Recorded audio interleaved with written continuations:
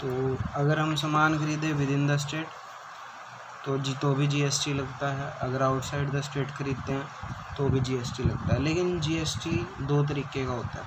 अगर with in the state खरीद रहे हैं तो इसका एक हिस्सा तो जाता है सेंट्रल गवर्नमेंट को और एक हिस्सा जाता है स्टेट गवर्नमेंट को। जो हिस्सा इसका सेंट्रल गवर्नमेंट को जाता है उसको कहते हैं CGST, central goods and service tax. State government को जो जाता है उसको क्या कहते हैं SGST। ठीक है, ये स्टेट गवर्नमेंट को जाता है। मान लो किसी टैक्स के जीएसटी का रेट 6% है तो 6% तो किसको मिलेगा, स्टेट गवर्नमेंट को मिलेगा। 6% किसको मिलेगा, सेंट्रल गवर्नमेंट को मिलेगा। तो ये दोनों टैक्सेस अप्लीकेबल होते हैं। ठीक है ना। आउटसाइड स्टेट जब होता है, जब आप आउटसाइड स्टेट की बात करते हो तो उस सिचुएशन में जो जीएसटी लगता है वो लगता है एक ही, जिसको क्या कहते हैं IGST। ठीक है, क्या कहते हैं IGST। वो इन दोनों को प्लस करके लग जाएगा। 6 और 6 12%। कोई भी अगर आप सामान खरीदते हो तो आपको टैक्स देना पड़ता है। कोई भी अगर आप सामान खरीदते हो आपको टैक्स देना पड़ता है।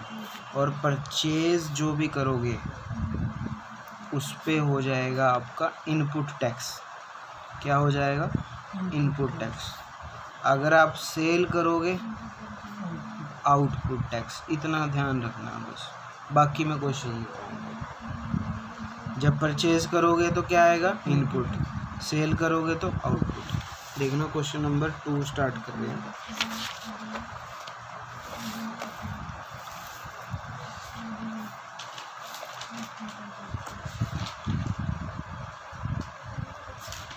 बुक्स निकालिए, बुक इसमें बुक में क्या कह रहे हैं, परचेज गुड्स पहले स्टार्टिंग से पढ़ते हैं।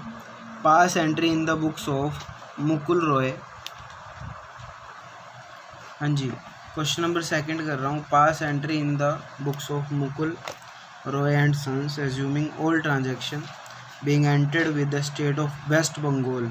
मतलब ये जो काम करता है ना मुकुल रॉय, ये सारा काम वेस्ट बंगाल में ही करता है।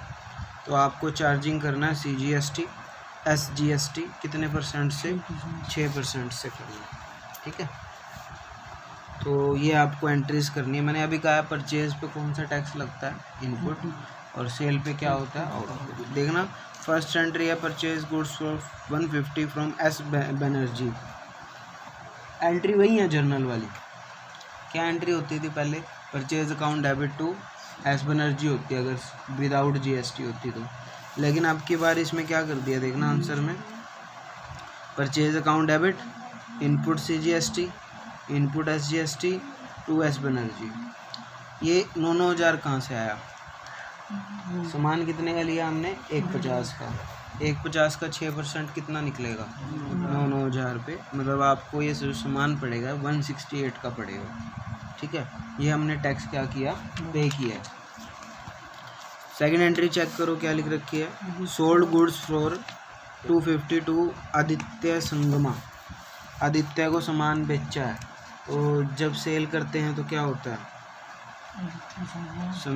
सेल करते हैं आदित्य शर्मा संगमा डेबिट हो जाएगा और इनपुट की जगह क्या आ जाएगा, आउटपुट। ठीक है ना। Return goods for S Banerjee for 10,000।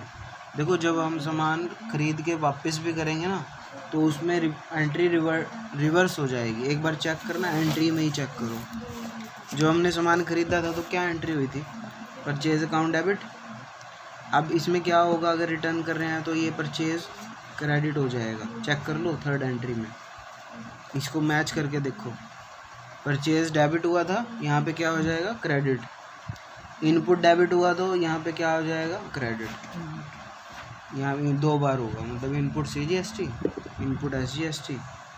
ध्यान रखना है कितने का सामान वापस करा है, 10,000 का, तो वही GST भी उस हिसाब से लगेगा। 10,000 का 6%, 600, 600, 2 बार 1200। आगे वही सेल रिटर्न की एंट्री है, चौथी एंट्री चेक करना। Aditya Sangma return goods for 8,000, 8,000 का सामान क्या किया है उसने, हमने सेल किया था उसको, उसने क्या कर दिया, वापस कर दिया। देखना सेल की एंट्री देखो पहले, सेकंड वाली, सेकंड में से देख देख के फोर्थ एंट्री करनी है। सेकंड एंट्री अगर आपने सही कर ली, फोर्थ एंट्री इसमें से करनी है। आदित्य संगमा इसमें डेबिट हुआ है, तो फोर्थ एंट्री में क्या हो जाएगा, क्रेडिट हो जाएगा।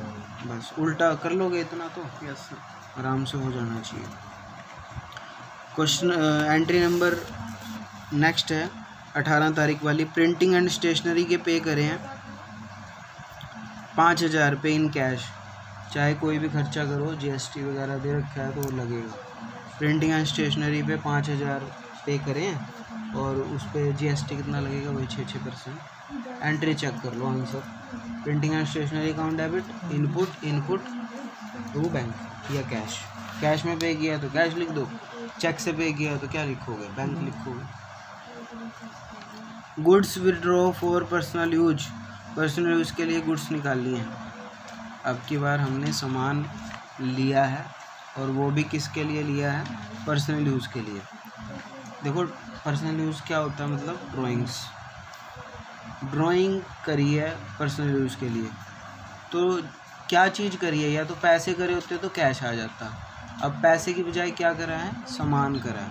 तो सामान में जब ड्राइंग करते हैं ना तो परचेज लिखा जाता है। क्या लिखा जाता है, परचेज। चेक करना entry, drawing account debit to purchase to input ठीक है ना। नेक्स्ट है गुड्स डिस्ट्रॉय बाय फायर, आग से जल गया सामान। देखो ये ना एक तरह का लॉस होता है, आग से जल गया, जो हमने सामान खरीद रखा तो वही जला होगा, तो एंट्री इसकी ना अलग होती है। कुछ हमने ना जर्नल का चैप्टर आधा बीच में छोड़ दिया था, वो आगे आने वाली थी एंट्रीज, चलो इसी में कवर हो जाएंगी, कोई बात नहीं। गुड्स डिस्ट्रॉय बाय फायर, 15,000 का सामान ख़राब हो गया। Good destroy by fire account debit, कौन सा सामान ख़राब हुआ है, जो हम परचेज करके लाए थे, टू परचेज टू इनपुट, तो ये चीज़ ध्यान रखनी है। अब मेन है लास्ट एंट्री, यहाँ देखना, अब ये मेन लास्ट एंट्री है बैलेंस वाली। एक बार चेक करो, यहाँ देखना मैं कैसे लिखूँगा।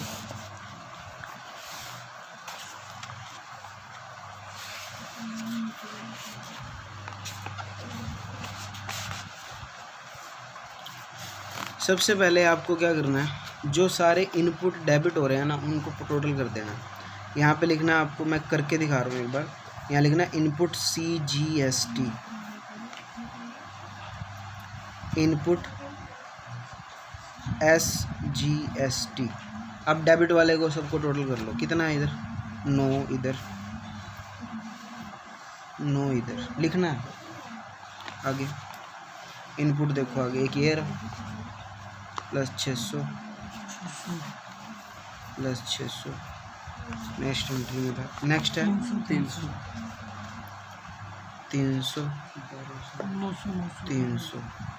नेक्स्ट है परचेज, और भी कुछ किया ये 900 लॉस बाय फायर। नहीं इनपुट वालों को सबको टोटल कर लेना, और भी था ना इसमें, ये रहा 900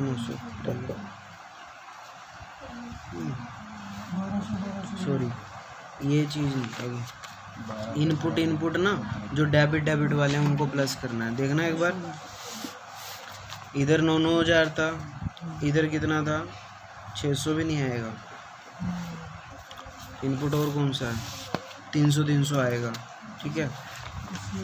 ये इनपुट जो उनसे दूसरी साइड में है ना, क्रेडिट साइड में, उनको आपने क्या करना है, माइनस करना प्लस की बजाय। अब दूसरी साइड वाले कौन कौन से हैं, एक तो 600 है और दूसरे कौन से हैं, 1200 है। कर लोगे इतना तो, ठीक है। और भी है 900 ठीक है। मतलब ये ध्यान से करना आपको, 9,300 जो दूसरी साइड में है क्रेडिट में, उनको क्या कर देना है, माइनस।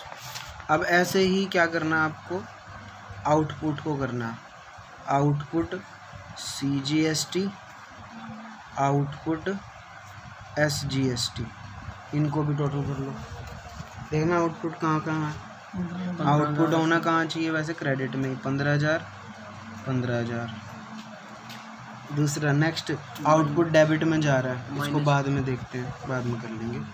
और कोई आउटपुट भी है शायद है ही नहीं, तो बस एक ही था 15,000। इसमें से 480 क्या कर देंगे माइनस। अब इसको ना आंसर टाइप में निकाल लो कितना बनेगा। एक वर्किंग नोट आपके सामने है भी है, देखो कर रखा है कितना कितना आया 6600 15 14,520 14,520 वर्किंग नोट देख लेना एक बार। अब इससे समझ में क्या आता है, एक चीज़ समझो एक बार, ध्यान से समझने वाली बात। आपने गवर्नमेंट को 6600 रुपये दे रखे हैं। इनपुट कब होता है, जब आप सामान खरीद के लाते हो। समझना इस चीज़ को दिमाग से। 6600 रुपये आपने गवर्नमेंट को दे रखे हैं।